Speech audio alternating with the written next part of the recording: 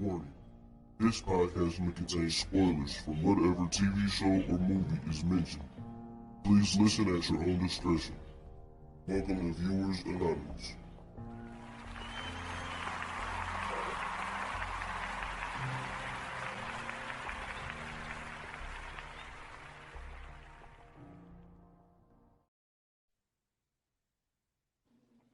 Yo, what's going on, everybody? I am Scoots Brunson. And I am S. Foster, and welcome to Viewers Anonymous. Man, how you feeling today, bro? Man, I'm feeling good, man. Just came back from Memphis, Tennessee, you know what I'm saying, from the weekend. Had some good barbecue, had some good drink, enjoyed myself, got a chance to get some good sleep and relax, man. I can't complain. How about yourself? Oh, that's what's up, man. Oh, shit. I mean, I ain't got no glamorous weekend, man. I just been chilling. Hey, I just been. Hey, I had my glamour weekend the previous weekend though, but man, Yeah. glad you had a good time on the trip, man. I just been chilling, man. You know, getting this content out there, man. You know, just drop the Yeah. episode yesterday, so just trying to keep the people intrigued, man. So. You know, Yeah, man, hell of an episode, man. Hell of an episode. You did 28 minutes or less, the Larry Davis joint, man. That was fire. Listening to that today. You know what I'm saying? Man, listen. You doing great work out here, bro. You doing great work out here. Keep that shit coming, man. Man, appreciate it. I'm trying, man. I'm just trying to get people, like you said, keep people on their toes, man. Like you just never know. In that podcast, man, what I love about that one is just the fact of it's really like a lot of the spur of the moment type of stuff. Like it just something just hit me, and I was just like, dude, I was like, I could do a podcast on Larry Davis. You know what I'm saying? And it just popped up on me. Yeah. And that's how a lot of those episodes really come out, man, when it be 28 minutes or less. So that's like I say, I should change the name to Spur of the Moment. That's what I should do. Because that's really what it is. Yeah. It's like the spur of the moment. That's what ended up coming out. But yeah, man, just putting in content, man. But listen, yo, man, I have been, dude. Now don't get me wrong. Stuff come up, people got things to do. It's all good. But man, I was so ready to get this episode in. But after I watched this, man, because I see what I did was, man, I watched it. Cause like I rented it right on Vudu, and so I watched it that Wednesday, and then I watched it that Thursday, and then you had hit me and you was like we had to reschedule. But man, I was so hyped and ready for this episode, man. Like, man, this movie is wild, yo. It's wild. Yes. So you know what I'm saying? We got another dope episode for y'all, man. This episode, man, we bringing y'all the Christopher Nolan joint Tenet, man. I keep saying Tenet. It's Tenet. So if I sound like I'm adding the N in there, my apologies. That's my country accent. But yeah, man, starring John David Washington, Robert Pattinson, directed by Christopher Nolan. Yo, this movie was amazing. I can't lie. This movie was amazing. I am 100% with you. I understand why Christopher Nolan is acting the way he's acting right now. You know, he's really upset with with the whole thing that's going on with HBO Max and all of this stuff, and like the time and the effort that they put into this movie. I understand why he is so upset with the way things are going, because this movie, I'm pretty sure the experience that people got in the theaters, because it came out in select theaters. So some people, like, they wasn't able to really make no money with the in the theaters, but I totally get it. I understand why he feels the way he feels, because this is a hit, dude. Like, he got another one, and this is the reason why we did a appreciation episode on him, because he is one of the ones, man. Christopher Nolan he put his stamp on the game, and what I'm really excited about is is now we have seen a legend produce an up and coming legend.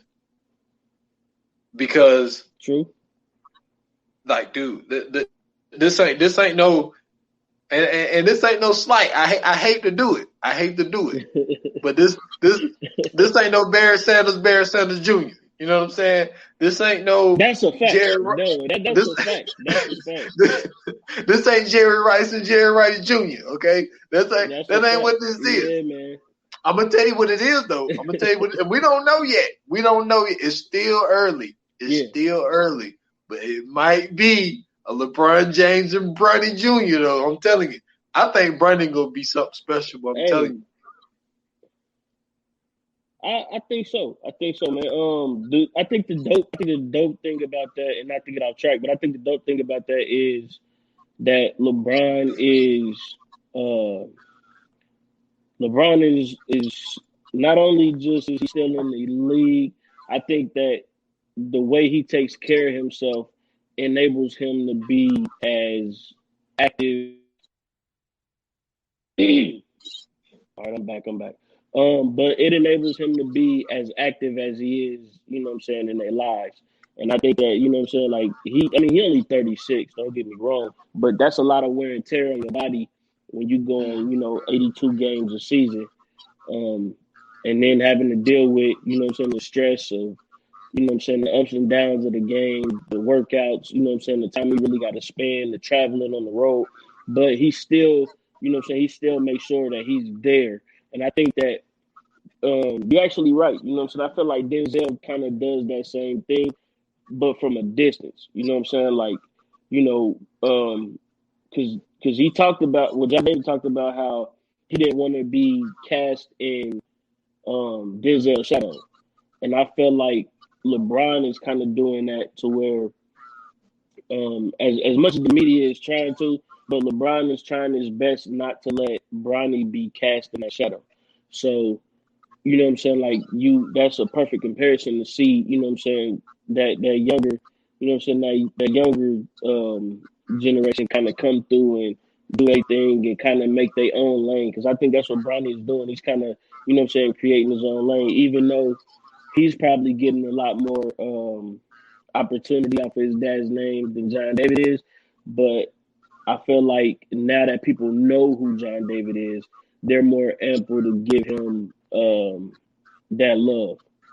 And I mean, maybe I'm wrong, but I just feel, you know what I'm saying, that's the case. And also I think with him going with the name Bronny instead of LeBron, I think that's another way he's kind of paving his own road. But also another person I wanted to mention, and we'll get back to the movie, is Zaire Wade and Dwayne Wade. Zaire looked like he's gonna be good, and I posted a video of them playing one-on-one, and the way Dwayne was playing him, perfect. You get no easy baskets. The only way you're gonna survive in the league is if you get your ass busted by me. I'm not taking it easy on you. I'm talking shit because this is what's gonna happen to you when you get in the league. And I felt that was great parenting, but I like bust his ass. But he can play though. LeBron plays Bronny like that? I think so. LeBron is a competitive guy, man. But can you imagine like your dad being the best basketball player in the world and you got to play him one-on-one? And you get baskets on him? Man, that's crazy. That's got to have your confidence through the roof, man. This man, if you get a layup on LeBron James, bro, you are easily a top 25 best player in high school. Easily. This man chased down Andre Iguodala in the finals and literally hopped off the backboard with the basketball, bro.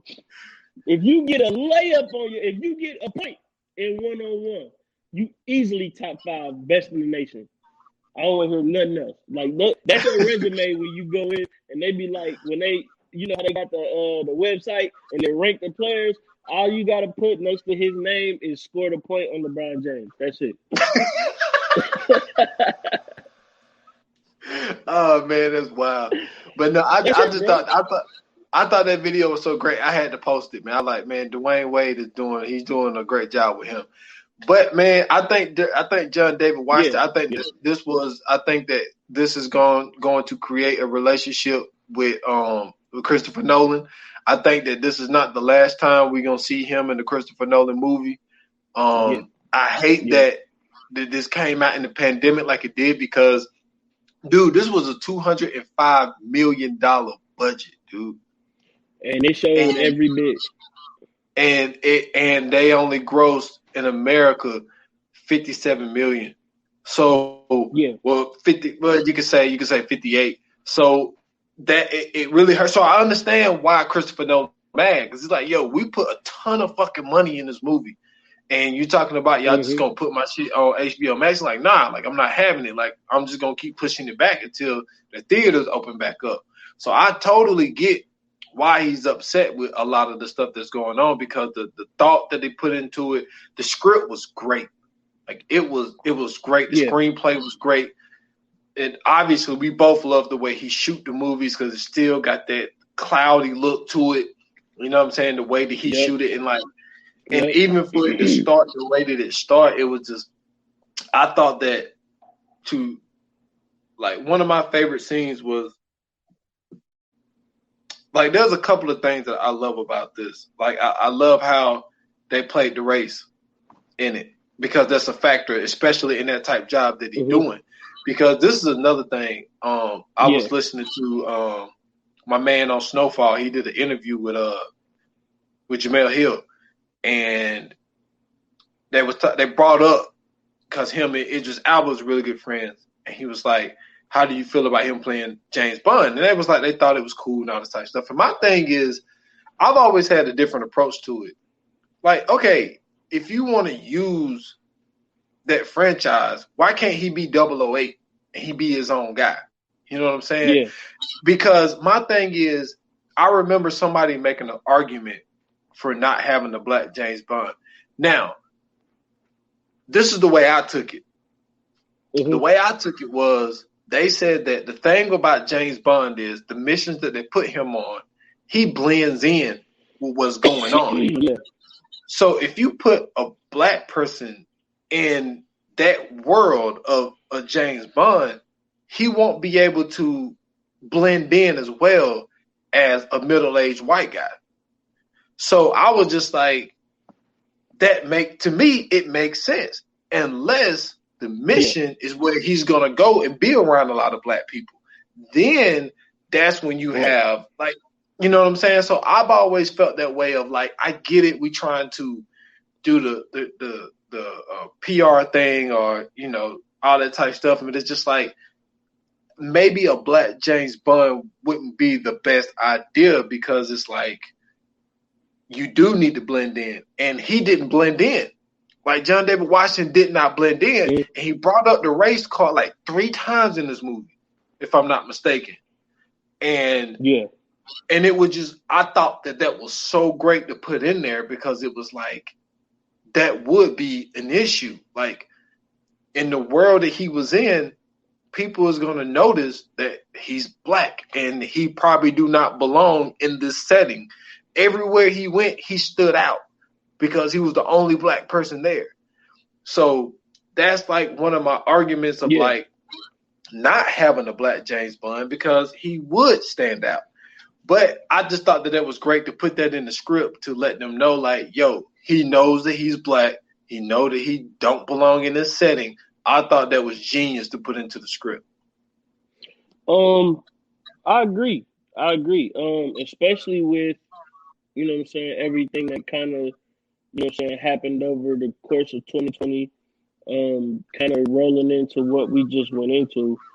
I think that was very important for him to add that, or for them, I'm sorry, to add that into the script and let that be, you know, something to talk about. However, I think that, especially with 007, I think that seeing how this movie played out, and even though we know he brought it up in the movie, if you watching the movie, he doesn't really seem out of place. He doesn't really seem like an anomaly in any of the scenes that he's in.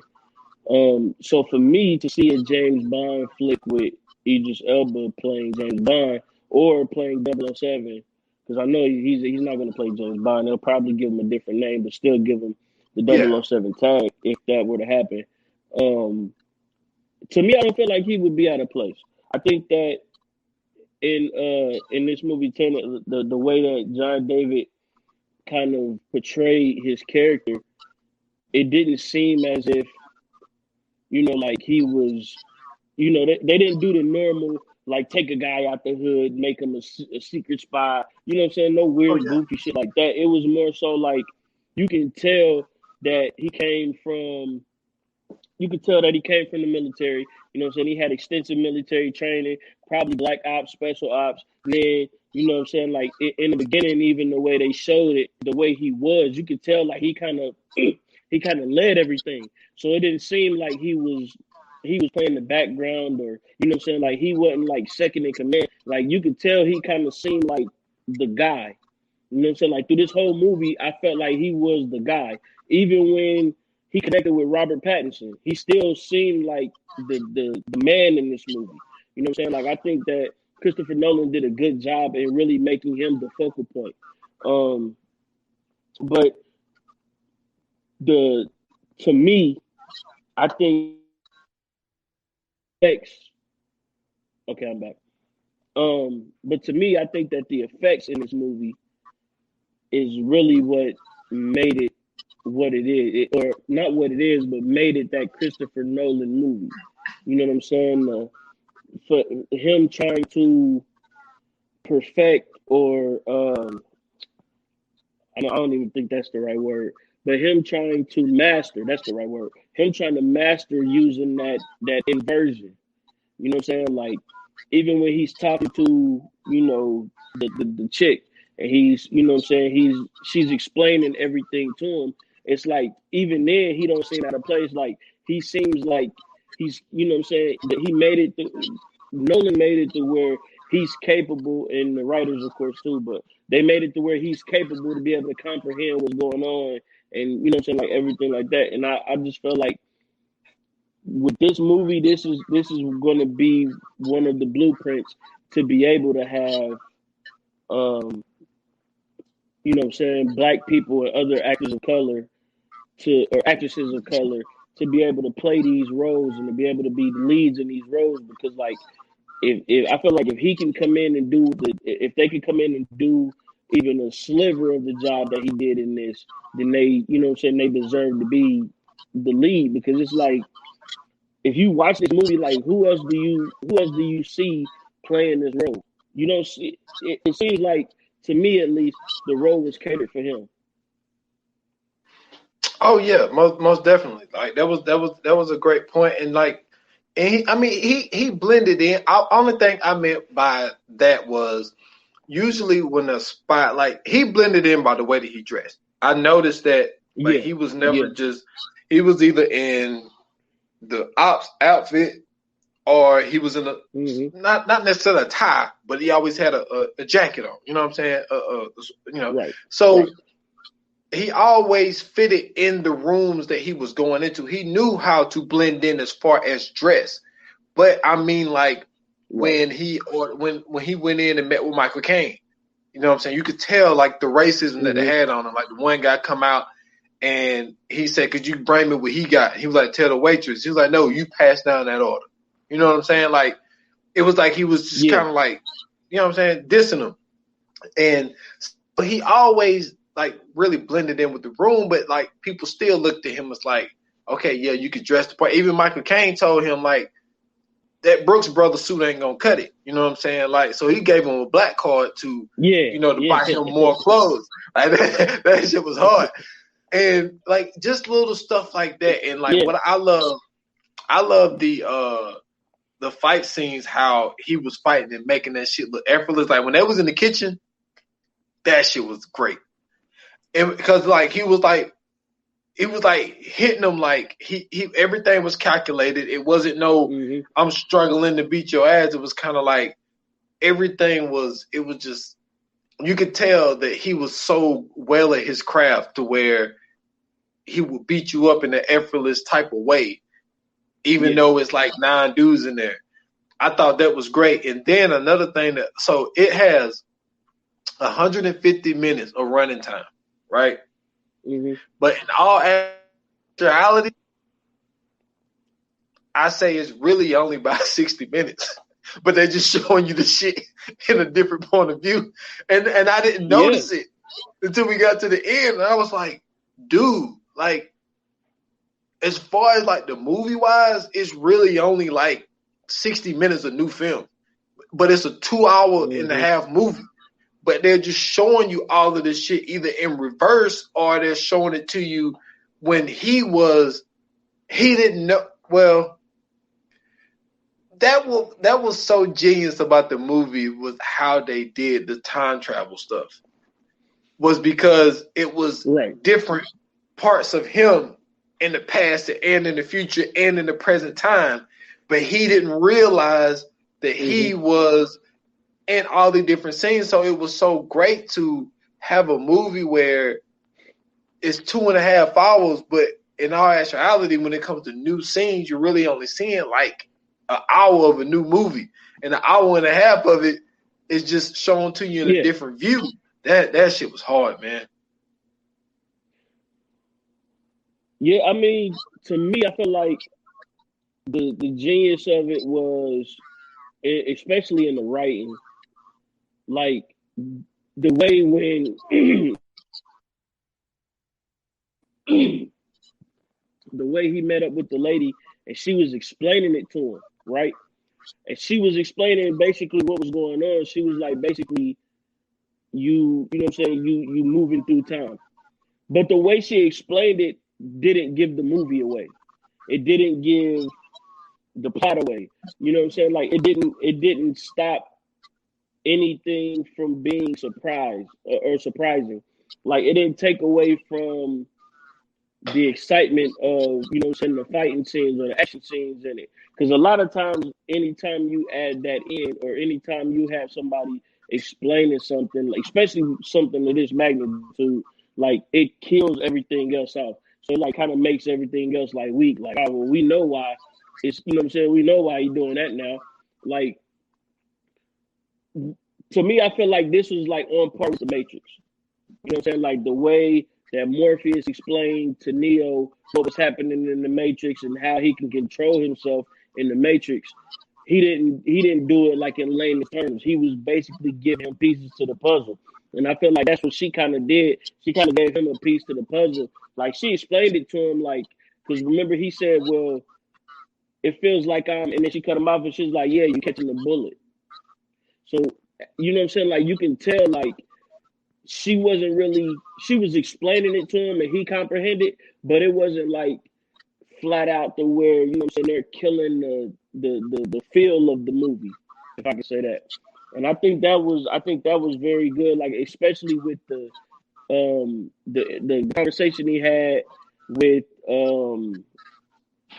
with the wife of the guy that they were going after in the first mission or whatever. When even when she was breaking it down and explaining stuff to him, like it didn't seem as if, you know what I'm saying, like they were giving anything away. And I think, like, for me, the writing, well, the effects first off is what I love about this movie, but the writing is also, to me, I feel like the second part that really makes this movie what it is. Like the writing was superb in this movie. Oh, for sure. Like it was. Man, it was. I'm really amazed, dude. Like to have this concept and to write it the way they wrote it, to have the past, the future, and the present all going on at the same time, and they're intertwining with each other, and to even have the now. I should have researched this before we started. I forgot. Now this is a remake. I can't remember if the first one came out in the 70s or the 60s or something like that. I don't know if it's the same concept. Maybe it is. I've never watched it. But to even have this whole thing of like, yo, like you're going to be fighting in reverse. And it's like, and then we're going to like in the whole bombshell of the whole movie is the fact of when they're going back and they're redoing these scenes, you start to understand why Robert Pattinson was so important to what they were doing, because Robert Pattinson was in this case when John David was in the present, Robert Pattinson was in the past because he's already done this before. Right. And like he told him at the end, he was like, "So what are you saying? Like we know each other?" And then he was like, "Yeah." And he was like, "Don't." He's like, "You're gonna be fine. You're gonna be great." And he was like, "So this is the last time I'm gonna see you?" And he was like, "No." And he was like, "You're in the beginning. This is the end for me." So he's like, it was just so like to that part, dude. Like the twist was so crazy. Like that wasn't the first twist, but like that was the twist to blow your mind, to realize that this whole time you was in the present, but I'm in the past. We've already done this before. We've had a great friendship, but this is you seeing the beginning of it, but this is the end for me. And it was just like to have that in the script and to tie everything in the way that they did, and even like shit, like to even bring stuff back. Like I remember the one scene where the girl, when she was pulling up to the yacht and she saw somebody jumping off the boat, off the back of the yacht, and she was like, "Who's that girl?" You know what I'm saying? And then she had explained to him a little later in the movie that she wished that she could be free like that. And then you find out that the whole time when she seen somebody jump off the yacht, that was her. It was her. But it just, man, I was like, yo, I was just like, this movie's crazy. This movie's wild, but I got nothing but compliments for this, man. Man, listen, to me, this really speaks to the brilliance of Christopher Nolan, man. Like, to be able to take a concept, right, like time travel, and to turn it into an action movie, to where we're getting, and like you said, like we really only getting 60 minutes of movie, right? The rest of it is just everybody's point of view. That's the way I looked at it too, right? But I looked at it as well as not getting just 60 minutes of a movie. We really, in a way, got 3 movies in one, because we got the past, we got the present, and the future. So we really getting 3 different movies mashed up into one, you know what I'm saying, basically big bowl of a movie. And it was just so dope to be able to see how, you know, all of these different events and all of these different things have either happened, they're happening now, or they're about to happen. And it's like the way everything played out, you kind of didn't even know what was what. It all just kind of flowed together. And then it's the reason I say it's interesting is because as people, we look at time as linear, right? So we look at it from, like, you know what I'm saying, like they said, the past, the present, and the future.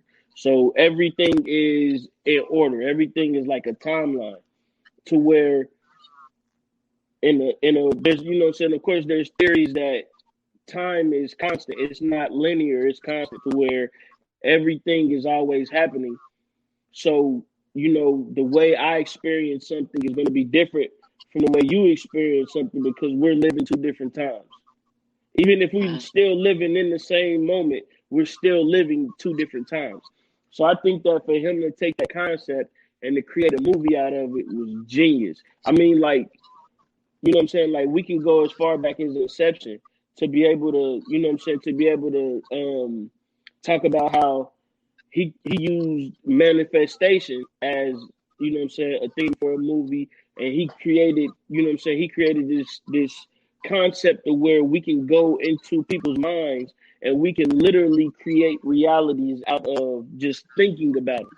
You know what I'm saying? Like, this, to me, I feel like he's using real world situations and real world issues and problems and really creating these masterpieces out of them. Like this is art at its finest to me.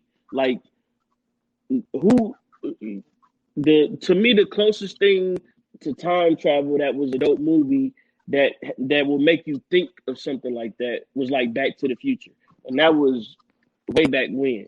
Like we haven't really had a good time travel movie in forever. So to be able to create a time travel movie where time travel is not necessarily, going to a different date and going to, a certain spot in time, but time travel is actually, reversing or fast forwarding or actually being in, being in the moment. I mean, like that's brilliance, bro. That's brilliant. The only one I could think of, I was sitting there trying to think of it. The only thing I could think of off the top of my brain was the very first Butterfly Effect. Okay. Yep. To go into these notebooks and go back and try to change stuff, and he just kept fucking it up every time. Right. That's the last one that I could think of. I never was huge in the Back to the Future, but yeah, I think of the Butterfly Effect. But it was so God, it was just a masterpiece, man. Like to be able to put it the way that he put it, and then even when they was doing, like, okay, the one scene, right, where he was fighting. Let me see. So you remember the part where he went into the room and like Robert Pattinson was in the room beside of him, and he's looking, and it does this thing to where like the smoke is like going like the opposite direction, something like that. And he was able to look at it and be like, because Robert Pattinson, he said, what happened here? He was like, well, it hasn't happened yet. So then when his other self, well, we didn't know that it was him, come out of that thing and started shooting the bullets, and the bullets started coming back towards him and all that stuff. And remember, he had him pinned down and he had cut his arm and he was about to shoot him, and Robert Pattinson pulled him up and was like, don't do it. And then when he started running and he had caught up with, first off, Robert Pattinson wasn't catching him running. That was bullshit. There was no way he was supposed to catch him. But anyway, that's beside the point. That's beside the point. But he caught him, and he asked him, hey, what happened to the other guy? He was like, oh, I handled it. He didn't say what he did. He just figured, remember, he ended up telling him that he killed him. Well, John David Washington said, because he took it when he said I handled it, he was like, yeah, we killed one got away when they was having that conversation in that hotel room. Mm-hmm. So, dude, could you keep a secret that big and not fucking say nothing? That was a big ass secret that this motherfucker knew, man. You gotta think of it like this, right? Like, what would be, or at least the way I look at it is, like, what would be the ramifications of you giving that secret away? You know what I'm saying? Like, how would that affect, that person's performance from there on out? Because remember, like you said, he was at the beginning. So this is something he just learning. So if he tells him this, like, oh no, you can't do that, that's you. What if the next time they run into him, he don't, say he can't finish the job. So I mean, like, in a way, he, like you said, he already been through it. So he's, at this point, he's trained to be that way. And I mean, imagine you doing a job and then you turn around and you see yourself. Like, that's gonna freak you the fuck out. Yeah, it is, and that's why, like, it was. But to finish that scene, like, he had ended up cutting his arm, and then he had went back because he was trying to change. He was trying to do that butterfly effect stuff, because when he ended up giving away that suitcase or whatever, they was sitting there talking, and they was like, dude, don't go back. Because it basically was trying to tell him, even if you go back, it's not going to change anything. Like, it's just going to happen in a different way. Like, so he ended up going back, because remember, and that's another scene, when they was in the car together, him and Robert Pattinson, they drove past, like after he took the suitcase, from the fire truck, and they got in the car, and so they're speeding through, and there's a car coming in the opposite direction, and it was flipping over.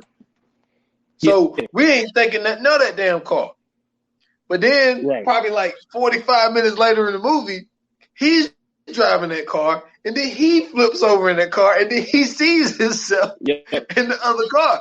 And it was just, and then he ended up, then the one guy, that one guy, he was a fucking pro at this, because he always walked around with the gas mask thing on his face. So he knew because remember, he told him a lie and said that he put that thing in the dashboard. But what happened when they passed it through that car, it went into that car, and he got the empty suitcase. And he ended up getting it from him when the car flipped over the second time around. So when he came back from that, he put on his jacket, and the jacket had a hole in it, and he was bleeding. And it was just like, so then that's when they went back and showed how he got that, because then he seen himself on top of him. And dude, man, it was just, I know what I'm saying right now is not going to make no sense to the listeners unless you've seen it. But like, it's just, this movie would have you doing that, man. You gotta see it to believe it, That, man, it's wild, man. I mean, to further go into the brilliance of Christopher Nolan, like, not only did he take, time travel and create this different viewpoint, or this different outlook on it visually, because this ain't something that's new. This is something that's been talked about, of course, but what he also did was, even in the title of the movie, if you notice the title of the movie, it's a palindrome. You know what I'm saying? It's the same word backwards as it is forward. So that's another, you know what I'm saying? Like, this is what I'm saying, man. Christopher Nolan, bro, he's so good at what he does. To use a palindrome as the title of the movie, and to make this movie about the constant of time. I mean, like, how do you really just sit down and come up with something like that? You know what I mean? Like, what's in your, like, what are you reading? What are you watching? What are you listening to that helps you get that creative process to say, okay, look, this next movie, check this out. What we're gonna do is we're gonna do a time travel movie, right? But it's gonna be with spies. We're gonna do all this, and then we're gonna use a palindrome for the name of it. It's gonna be brilliant. It's gonna be amazing. And it's like, you just get to see, just the thought process of really getting a chance to create these type of movies. Because, like, to me, I felt like Inception was the bar, right? That was, like, to me, the all-time of creativity in the movie.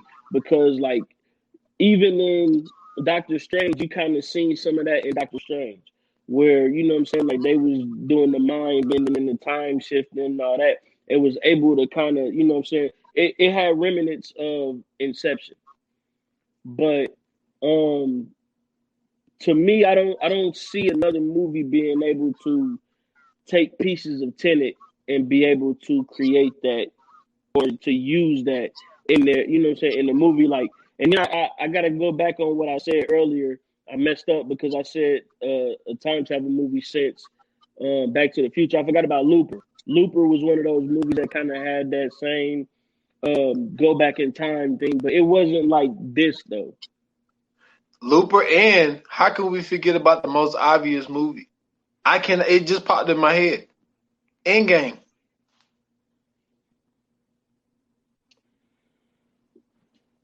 Not necessarily. Not necessarily. I don't know about that. They went back in the time to get the stones, man. That's true, but see, okay, look. So with Endgame, right? With Endgame to me, I don't feel like it's time travel. Endgame is interdimensional. So it's like multiple universes, multiple dimensions. So it's like, I feel like the the whole okay. If you're a fan of DC Comics, and you're a fan of the Flash, he has this series of comics called Flashpoint. So Flashpoint is basically it's not time travel, it's interdimensional travel. So he'll jump into a different dimension, and you know what I'm saying, like things will be different. You know what I'm saying? Like, so for So instance, like it was one. So you talking about like Spider-Man in the Spider-Verse, basically. Yeah, like that. So it's like in one universe, Spider-Man is a pig. In the other universe, Spider-Man is a woman. In the other universe, Spider-Man is buff. In one universe, Spider-Man is 3'2". Like, you know what I'm saying? Like shit like that. This is literally time travel. This is the same situation happening at multiple points in time. You know what I'm saying? So like you said, like with the car flipping over. You know what I'm saying? We see the car flip over. It don't have nothing to do with nothing in our head until we see him flipping over and then looking up or looking over and seeing himself in the car. So this is where we're actually seeing the past, the present, and the future actually happening at the same time. Actually going all in one linear, well, not linear, but all going in one constant motion to where, you know what I'm saying, like I'm trying to think. It's another movie that talked about it, but it wasn't necessarily time travel. But basically, what they were saying is everything that's happening is already either happened or about to happen. We're just living in the moment of those events. You know what I'm saying? Like it's not necessarily something that's new. It's just the fact that consciously our experience of it is new. So I feel like that's basically what the theme and the concept of this movie was. Is like what's going on is not new or old. It's just that and you're just experiencing it at that time. You're experiencing it at that moment. So him meeting Robert Pattinson, him meeting Robert Pattinson for the first time, to us is new. To him it felt new. But like Robert Pattinson said at the end, like, yo, we been did this. For me, I done been through all of this shit already. I just, you know what I'm saying? I'm here basically passing the torch to where for John David it was like, yo, everything about this is brand spanking new. From the time he picked the gun up and the bullet came out of the concrete, you know what I'm saying, to the end where they pieced it up. Like that's just the brilliance of this movie. That's why I said you seeing three different movies at the same time. You getting it from three different points of view. If that's a little bit easier to understand, you getting it from a past point of view, the exact point of view of the movie, and then you're getting it from a future point of view. You know what I'm saying? Oh yeah, for sure. And Looper was a great example, and it was crazy how they got damn Gordon Joseph Levitt and Bruce Willis to look alike. That shit was wild. Looper Yeah, was a really good yeah. movie, and Technology, boy. I Technology. know, and oh man, I had a point that I wanted to make about what you were saying. Now and I forgot what it was. Damn, talking about fucking Looper, but another great thing about this movie was how they was able to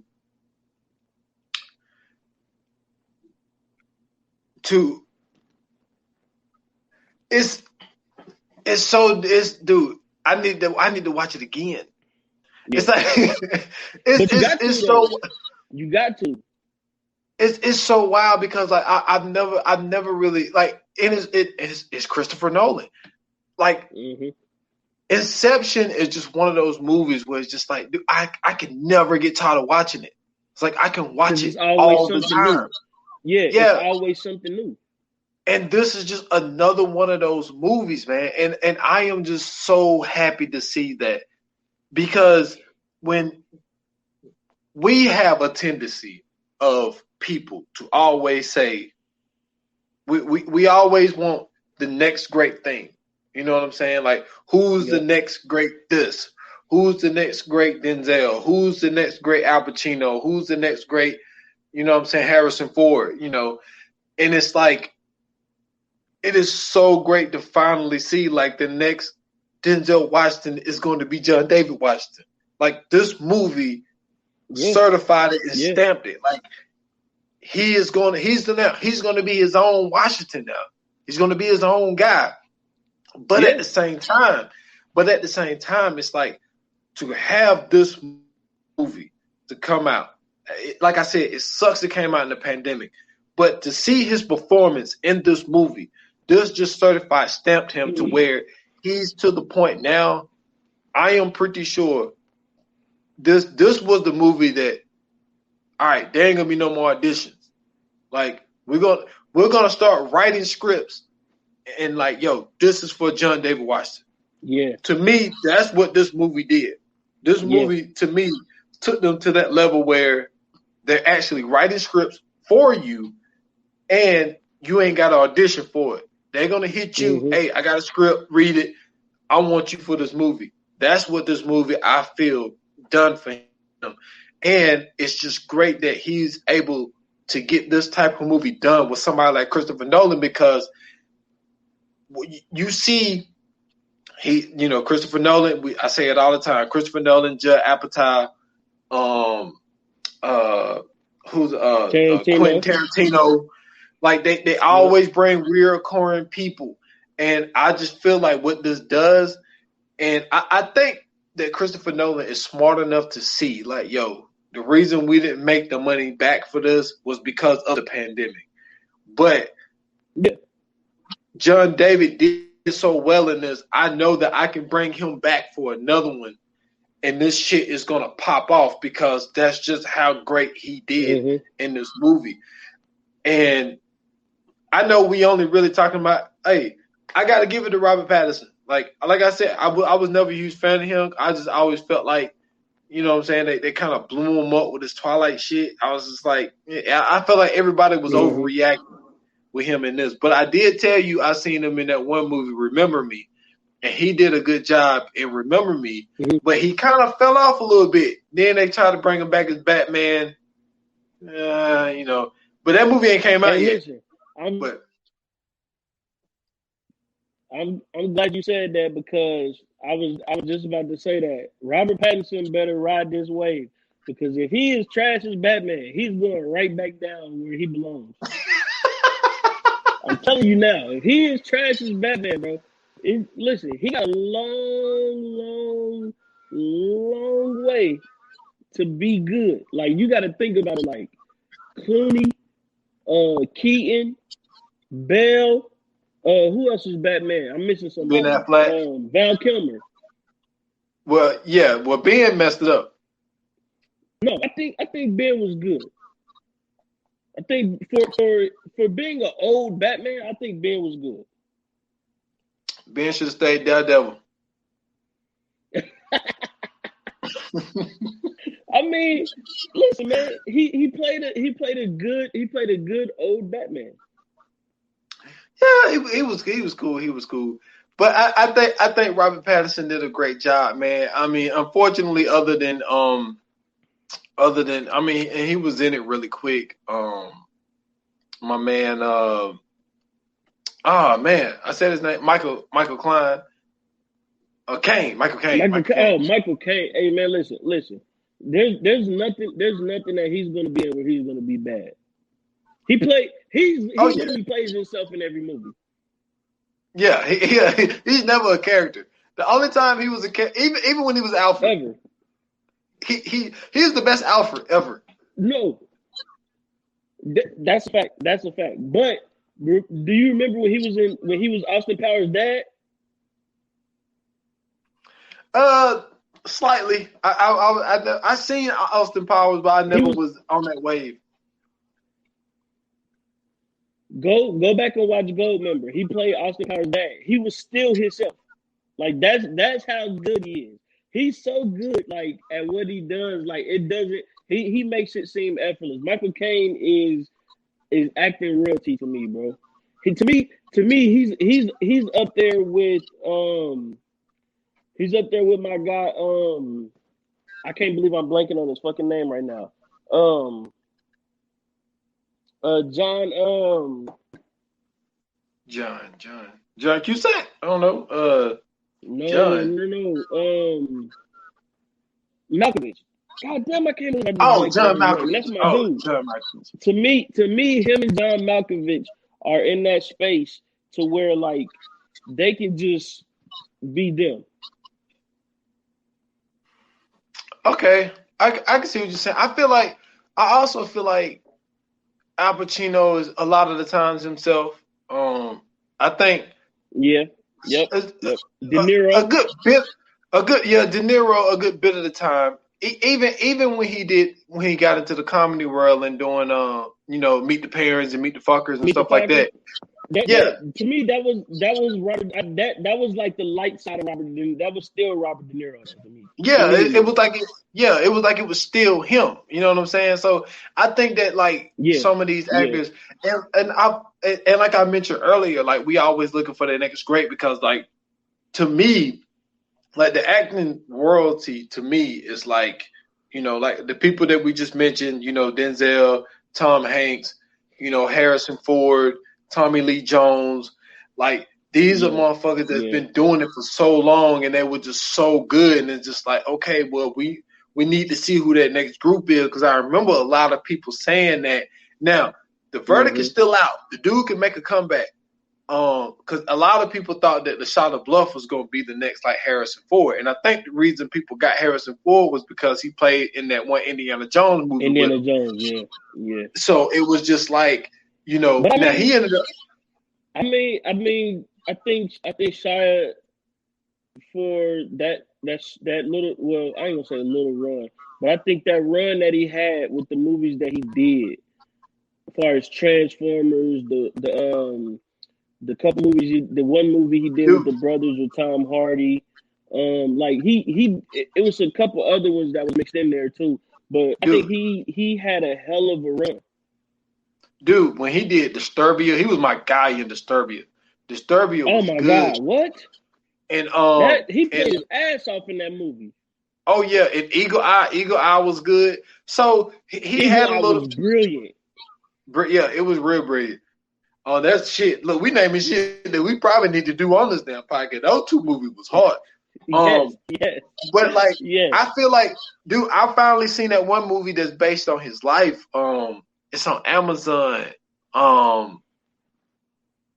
Damn, what it's called? He did basically like his own biopic of like what it was like of him being like a child actor and like the shit that he had to do. He played his dad. Yo, his dad was doing him dirty, bro. Honey boy, that's what it is. Like, and I didn't know like that's what he had to go through. Like, dude, it was crazy. But I got on that to say like the point that I was making was, John David is he's going to be like that guy to where he's going to by mistake he's going to end up being his dad, but he's going to have his own shit and like it's going to be done in his type of way. And I am so looking forward to that next Christopher Nolan joint that he's probably going to go off and do probably like 2 movies or something like that, and then we might not see. Now we don't know. John David could be in the next one. Maybe he's not the main guy, but he could be, the supporting guy, or even, just make a special appearance type of thing, like Michael Caine. He was only in it for one scene. You know what I'm saying? Like that, but that's what Christopher Nolan does. Like he brings everybody back, and they come just like Samuel L. So he's the main guy in Pulp Fiction. Then he pops up in fucking Kill Bill to just do one little scene where he's sitting at a piano. You know what I'm saying? About to do this wedding.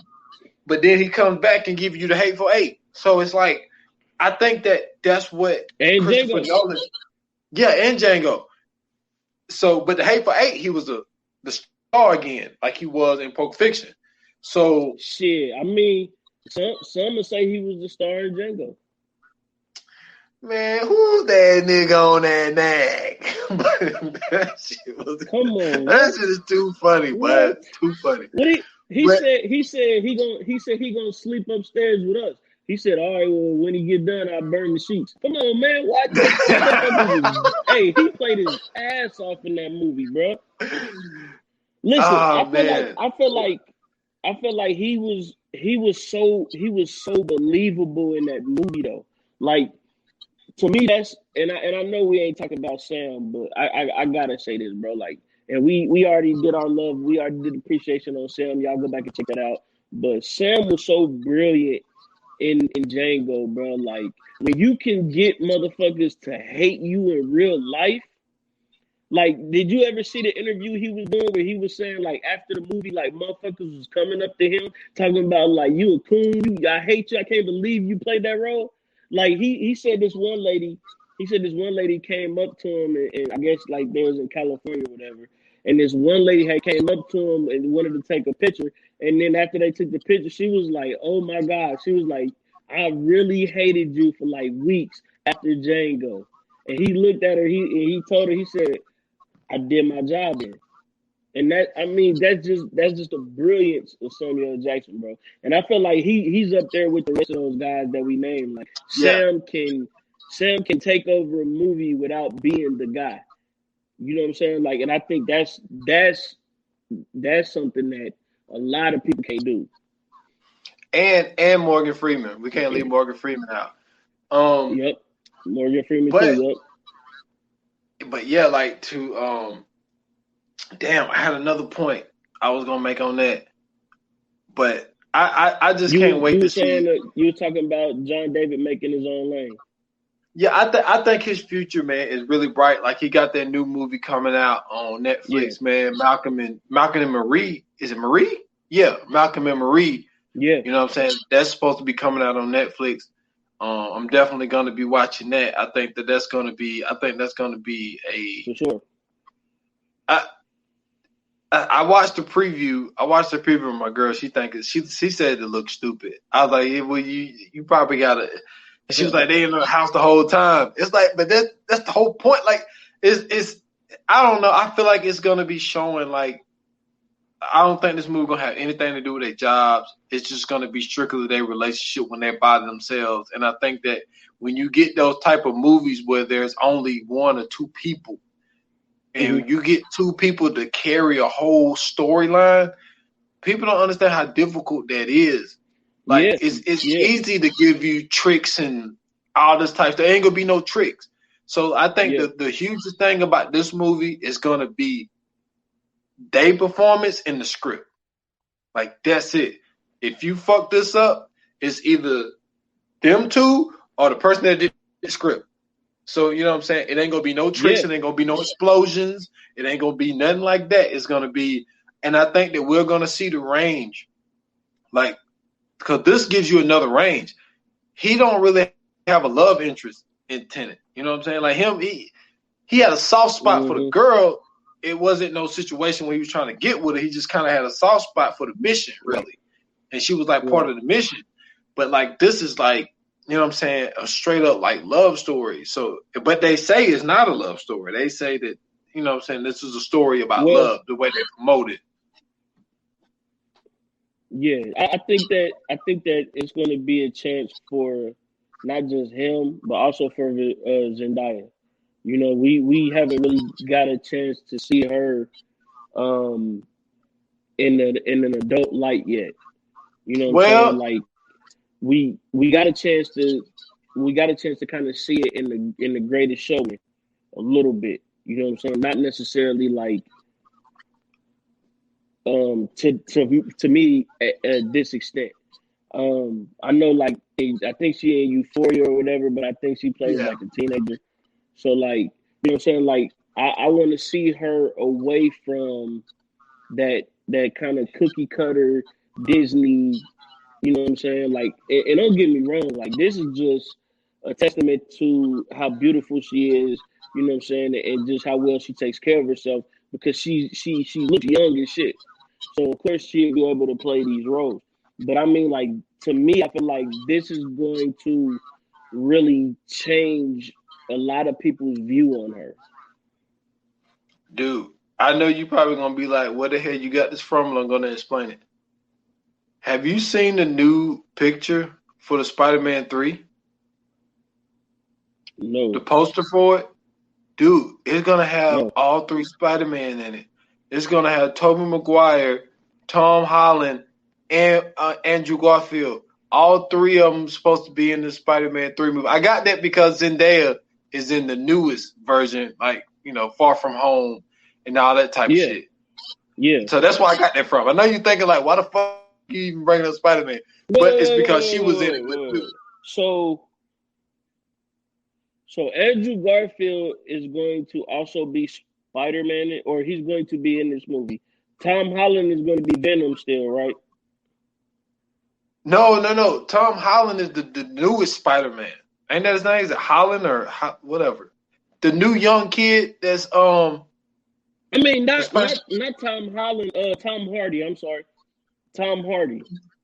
Well, okay. From the poster I saw, because I just started following for some odd reason. I wasn't following them on Instagram for some stupid reason. Marvel something. I started following Marvel something, and they posted the other day Spider-Man 3. So it got the regular Spider-Man in the middle. It got Andrew Garfield on the side, and it got Tobey Maguire on the other side, but he has a black outfit. Okay. So it's all and I'm 3 like, of them. Well, see, dude, this is the only thing. This is the only thing that, and maybe they're going to add or they're going to try to do the realistic version of Spider-Man, the multiverse shit, because Tobey and Andrew Garfield, even though they all play Spider-Man, even though all 3 of them play Spider-Man, technically it's not the same Spider-Man. So if you go back and look, Tobey is just Spider-Man. Andrew Garfield is, I think, the Amazing Spider-Man. The Amazing Spider-Man. And then Tom Holland is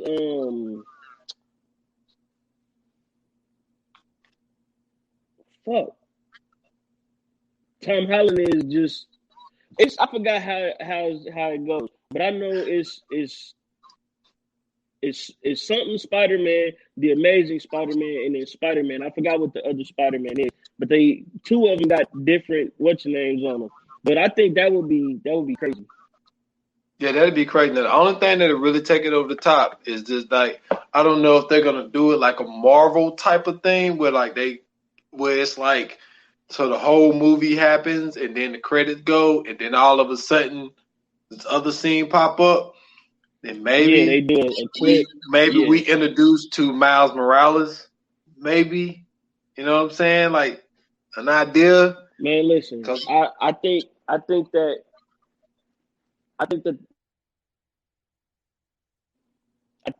this is the wrong time to introduce Miles Morales.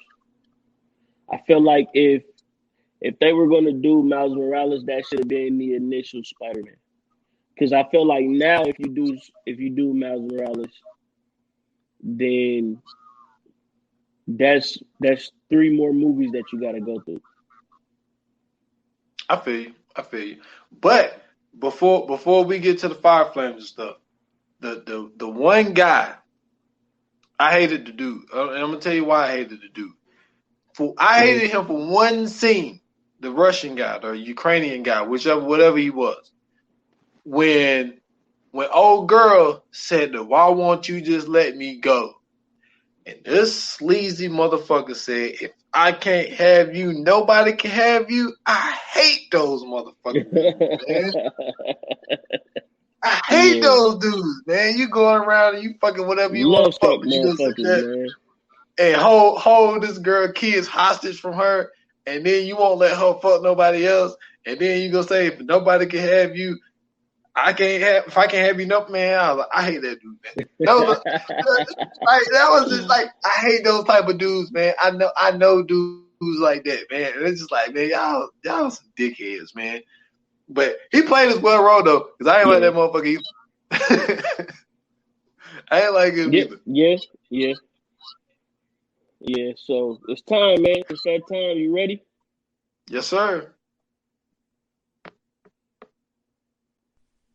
Yoga fire, yoga flame. Yes, sir, man. It's fire flame time, man. I'm gonna let you go first on this one, bro. You know what I'm saying? I think that you know what I'm saying, this is the first episode in a while that you went first. I think I've been going first the last couple times, so floor is yours, brother. Floyd's mine, man. I ain't gonna hold you 5. Like, I mean, like, man, this movie, man, it completely blew my mind. It's like I can't. Instead of it, like I was upset because when we first talked about doing this movie, I had Mm-hmm. you know, I go to Voodoo, you know what I'm saying, because you pretty much rent everything Mm-hmm. there and all this type of stuff. So I went there initially and it said you could only buy it. I was like, well, shit, I ain't fucking seen it. I don't want to pay $20 for it if I ain't seen it. So then the Yeah. week that we was about to do it, I checked again, so they had it to rent. Shit, I'm ready to buy that shit now, man. It's just like I want to have this movie at my disposal at all times. Like this movie, man, it was just so good. Yeah. Christopher Nolan, man, like I said, he did it again. And now you see why he's even able to get a movie budget like $205 million for a movie, my guy. And Right. Right. you can see every cent was needed. As far as the outfits, the explosions, the fighting scenes, the training that they had to go through. Like I said earlier, the screenplay was on point. The writing was on point. The directing was on point. The acting was on point. Like even though I didn't really recognize a lot of the people, I think I really only, other than John David, Robert Pattinson, and Michael Caine, there was some people like they looked familiar, like I seen them in other stuff, but they never was, you know what I mean, like the guy in the other movie or the girl in the other movie. Even though Yeah. you didn't really recognize a lot of the other people, they still did a really good job. There was really no, there was really wasn't nobody that was in it that kind of, you know, messed up the film. Like everybody did real good. Even the one lady that was turned out to betray him towards the end, like she did a really good job. The like everything was just great about this movie, man. I give it a Yeah. 5/5 flame with no hesitation. That's what's up, man. Man, for me, I enjoyed the movie as a whole. I enjoyed the cast. John David did a great job. Like you said, Robert Pattinson, he came in and did a great job. Um, Christopher Nolan, nothing more needs to be said about that. Just the name itself speaks volumes. The effects in this movie were amazing, but it's nothing short of what Christopher Nolan brings to a movie. I think the writing was amazing as well. Like I said, the to take the concept of time travel and to create what he created out of it was brilliant. I'm gonna go ahead and agree with you, man. 5 fire flames, bro. That's it. That's all. Oh yeah, like that was easy. That was easy because man, Yeah, that was yeah, just it really was. yeah. I'm gonna have to go back. I'm gonna have to go back. I'm gonna buy it, man, because this is just something that I'm gonna want at my disposal at all time, like Inception. Like I mean, I got it on DVD, but it's at my disposal at any time. So yeah, this movie, man, Yeah, yeah. nothing short of great, man, of greatness. Nothing Yeah, short man. of. I agree, man. I'm also gonna purchase this. Um, and another agreement on what you said. I think that this is one that you have to watch multiple times. I know I'm a member of Clubhouse. I've been on the Clubhouse app a lot, and I've been seeing a lot of Clubhouse rooms that talk about this movie and the different theories that they have behind it. And I feel like when you can create a movie like this and have so many different thoughts and opinions on it, man, it is what it is. Like it that tells you everything you need to know. Like that's how good this movie is. That people are creating theories around this movie. That people are actually coming up with, you know what I'm saying, hour long 2 hour long podcasts, YouTube videos, you know what I'm saying, just talking about what they think this movie is and what they think this movie is saying. And I mean, it's just dope. You know what I'm saying? This was just one of those movies that you just gotta respect the art, man. Yes, sir. And I do, and I understand his frustrations, but at the same time, it's like, dude, it is a pandemic. Nobody really want to hear about you complaining about theaters ain't being open. But I get it. Like Yeah. from a creative point of view, and the money and the budget and all that stuff that he put into it, the time and the effort, you want to be able to get that kickback, and he is definitely not getting that kickback, and he's probably not going to. Yeah. But I still think that this is going to be one of those situations. Like when it comes to the next one, I think that it's going to be it's going to be like a kind of kickback where it's going to be like, all right, even let's say his next movie going to cost him $200 million, but they'll be like, all right, we'll charge you $100 million. You know what I'm saying? Yeah. Because of what happened the last time, because that shit, it was really a smash, and you would have made that up, but I think this is going to be I think this would have been the one that killed box office. To be honest with you, I think this would have been the one to kill box office. I'm going to disagree for one reason. The only reason is, and this is not a shot at people. It's just what the stuff we gravitate to. I don't think a lot of people as a whole kind of really gravitates to that. So I think that this movie won't be. I don't think it'll be appreciated by the masses. By, like something like Avengers, you can see why Avengers broke through. You know what I'm saying? Because it has those different type of things. Let me give you some quick pushback, because I see where you're going, and I know what you mean. But the reason I disagree is because with Avengers had a build up to it, right? So we've had damn near 10 years of foundation and skeleton and everything else and storyline to come up to this point. So this is more with Avengers. It's more like this is the end of a chapter. You know what I'm saying? That we've been reading for 10 years. I think with Tenet, the cast alone, with Pattinson, Kane, a few others, John David, I think that is gonna pull in people from the get-go. I think with Christopher Nolan doing it, I think that's also going to bring people in. And I feel like if you look at the reception it's been having just on demand, HBO Max, whatever, it's been great reception. There's not really, I don't even think I've heard anything bad about this movie.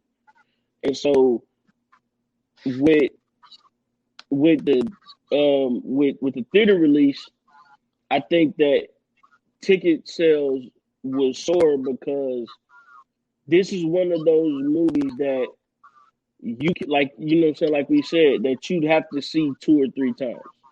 This is one of those movies that I think this would have been the one that really, only because you had to really think about what's going on. You know what I'm saying? You had to really, you know what I'm saying, use your brain. So I feel like going in the theaters and seeing this, like, and you know it's going to stay there for about a month and a half, because that's how good this movie is. So this is something that I think would probably kill in box office because of the cast, the director, and really this was just a great movie.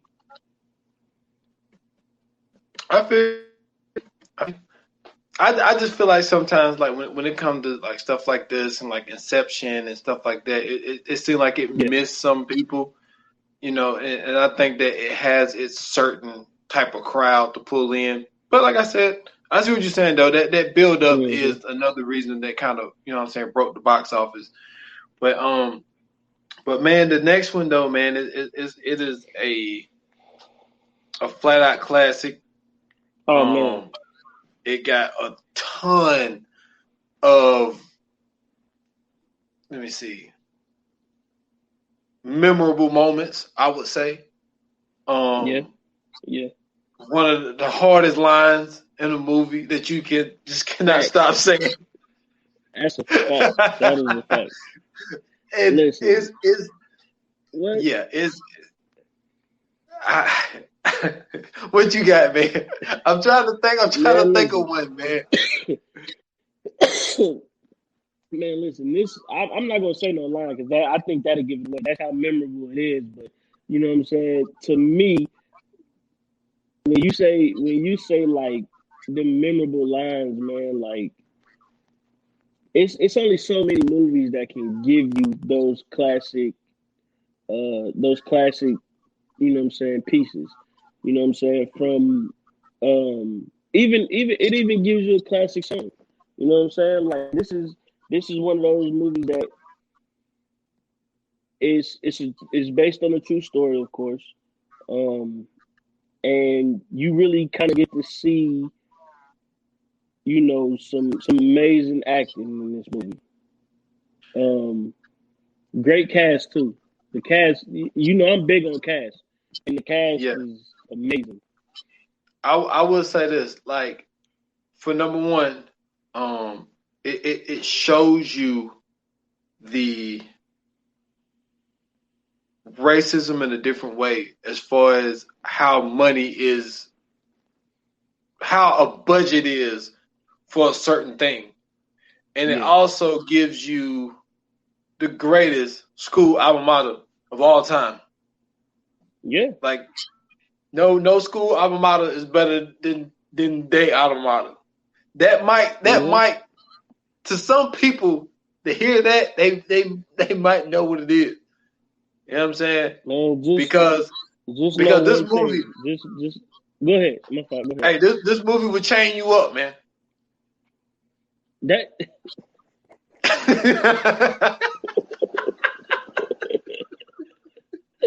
you beat me to it. You beat me to it. Oh, you beat me to it. Oh man, I I was was trying gonna to say think of this one one. had you in chains. I was gonna say to have you in chains. That was a good one though. To tell you, that was a good one. Damn, you got me on the spot. Oh, okay. Just know, if you was in the lead actor's shoes, it would drive you batshit crazy. Oh, You know what I'm saying? So yeah, man. Listen, man. Y'all stay tuned for the next episode. You know what I'm saying? Hopefully you guys enjoyed this episode. We appreciate you guys for listening in. We appreciate you guys for watching on YouTube. If you are watching on YouTube, make sure you hit that subscribe button. Make sure you hit that like button. We go live. I know last time I said every Tuesday and Thursday. My apologies, is every Tuesday and Friday, around 6:30 ish. You know what I'm saying? Sometimes we got to do some pre-production, so I do apologize if we start late. But yeah, man, definitely go subscribe to the YouTube. If you're listening, it's Scoots Bronson TV on YouTube. You can watch us live. You can interact with us. We got the comments, all that stuff. We'll be able to see them. You guys come in and mess with us. If you listening, once you okay. All right, there we go. But if you're listening and it's your first time listening, hit that subscribe button. If you don't listen more than once and you still haven't subscribed yet, still hit that subscribe button. Make sure you rate the podcast, share with a friend. Leave us a comment if you're on Apple Podcasts. But outside of that, let me see. We have a group on Facebook. You guys can go check out. You can be a part of everything. You can see what's going on. You can catch all the videos, everything like that. It's the VA Podcast Watch Group on Facebook. It's a public group. We're trying to grow, get at least 100 members. We want to start doing watch parties with everybody that tunes in. You know what I'm saying? I think that'd be something that's dope. We can get a chance to kick it with y'all, talk to y'all like watching a movie or something like that. That'd be fire. So make sure you guys go to the VA Podcast Watch Group on Facebook. Add yourself in. Send that. What is it? A request? I think it's a request. I was about to say yes, invite, but I it's want a to say request. request. Yeah, we invite, they request. Okay, cool. So There you go. Okay. So yeah, make sure you hit that request button, man, so you know you guys can be in the loop. But outside of that, man, I'm Scoots Bronson. You can find me on Twitter at Scoots Bronson. You can find me on Instagram at Scoots Bronson _TV. I almost forgot it. And then of course you go to the YouTube Scoots Bronson TV. Yes, man. You can check me at s.foster8 on Instagram and Twitter. Also, go to the Stolen Time Pod on Instagram, Stolen Time, the Stolen Time Podcast on Facebook and all major platforms. Also, check out the 28 Minutes or Less podcast. That give you audio and video. Go to the Stolen Time Podcast Network on YouTube and subscribe to that channel. And that's all I got, man. You can find me everywhere on those places. Cool, man. Once again, thank you guys for tuning in for another episode. See you guys Friday. Yeah, you already know what it is, man. Like they say in Hollywood, that's a wrap.